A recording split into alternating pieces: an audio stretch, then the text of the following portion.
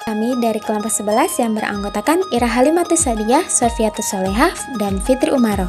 Pada kesempatan kali ini kami akan membahas tentang teori pembelajaran humanistik untuk memenuhi tugas mata kuliah, pemahaman peserta didik, dan pengajarannya. Hai teman-teman, di video kali ini kita akan membahas mengenai teori humanistik, pengertian, dan tokoh. Humanistik berasal dari kata human atau al-insa yang berarti manusia. Secara etimologi, humanistik dapat diartikan dalam pengertian ethical humanism, philosophical humanism, sociological humanism, religious humanism, dan literary humanism, serta historical humanism. Humanisme adalah teori yang memandang manusia sebagai makhluk yang memiliki potensi, kebebasan, dan martabat yang tinggi. Dalam konteks pendidikan, teori humanisme menekankan pada pengembangan potensi individu dan kebebasan mengekspresikan diri. Teori humanisme merupakan salah satu teori pembelajaran yang menekankan pada keunikan individu, kebebasan, dan kemandirian dalam belajar. Adapun tokoh-tokoh teori humanistik diantaranya adalah Arthur Combs, Carl Rogers, dan Abraham Maslow. Arthur Combs mengemukakan konsep meaning, makna atau arti dalam proses belajar. Perasaan, persepsi, keyakinan, dan maksud merupakan perilaku-perilaku batinia yang menyebabkan seseorang berbeda dengan yang lain. Agar dapat memahami orang lain, seseorang harus melihat dunia orang lain tersebut, bagaimana ia berpikir dan merasa tentang dirinya. Itulah sebabnya, untuk mengubah perilaku orang lain, seseorang harus mengubah persepsinya. Guru tidak bisa memaksakan materi yang tidak disukai atau tidak relevan dengan kehidupan siswa. Sementara itu, menurut Abraham Maslow, konsep humanisme dalam pendidikan mengacu pada sistem pendidikan berdasarkan kemanusiaan yang menekankan pada 3 hal. Pertama, promosi kebebasan, iman, dan martabat manusia. Kedua, tugas guru adalah memberi informasi kepada siswa, bukan membimbing mereka. Ketiga, pendidik mendukung aktualisasi diri siswa ketika mereka berpartisipasi dalam kegiatan masyarakat.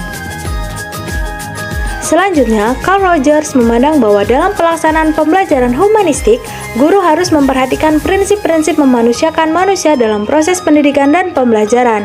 Proses belajar bisa berjalan dengan baik jika peserta didik ingin mengetahui dunianya. Oleh karena itu, peran guru dalam hal ini adalah sebagai fasilitator yang berperan aktif dalam menciptakan iklim belajar yang kondusif, sehingga peserta didik mampu mengoptimalkan apa yang ia inginkan dalam tujuan belajarnya, dengan caranya sendiri tentang apa yang diperoleh dari hasil proses belajarnya. Selanjutnya, kita akan membahas tentang ciri khas dari humanistik. Ciri khas dari humanistik sangat mengedepankan konsep memanusiakan manusia. Proses pendidikan humanisme itu sendiri memiliki pemahaman bahwa pendidikan tidak hanya berdasarkan pada peningkatan intelektual sendiri, akan tetapi kemampuan untuk mengeksplorasi dan meningkatkan semua potensi. Selanjutnya, prinsip teori belajar humanistik. Yang pertama, ada manusia mempunyai belajar alami. Yang kedua, belajar signifikan terjadi apabila materi pelajaran dirasakan murid mempunyai relevansi dengan maksud tertentu. Yang ketiga, belajar menyangkut perubahan di dalam persepsi mengenai dirinya. Yang keempat, tugas belajar yang mengancam diri ialah lebih mudah dirasakan bila ancaman itu kecil.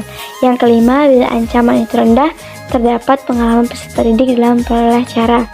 Yang keenam, belajar yang bermakna diperoleh jika peserta didik melakukannya. Yang ketujuh, belajar lancar jika peserta didik dilibatkan dalam proses belajar. Yang kedelapan, belajar yang melibatkan peserta didik seutuhnya dapat memberi hasil yang mendalam. Yang kesembilan, kepercayaan pada peserta didik ditumbuhkan dengan membiasakan untuk mawas diri. Dan yang terakhir, belajar sosial adalah belajar mengenai proses belajar. Berikut adalah contoh penerapan teori belajar humanistik. Yang pertama adalah memperhatikan dan memberikan motivasi belajar kepada peserta didik. Kedua, memberikan penjelasan kembali apabila ada peserta didik yang belum paham. Yang ketiga adalah mampu memahami karakter dari setiap peserta didiknya. Keempat, menyediakan fasilitas dan sumber belajar baik buku, media visual maupun audio. Yang kelima adalah tetap menjalin komunikasi yang baik dengan peserta didik supaya kondisi pembelajaran di kelas tetap terkontrol.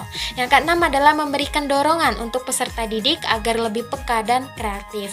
Yang ketujuh, memastikan suasana belajar tetap kondusif. Yang kedelapan adalah memacu keaktifan tiap peserta didik.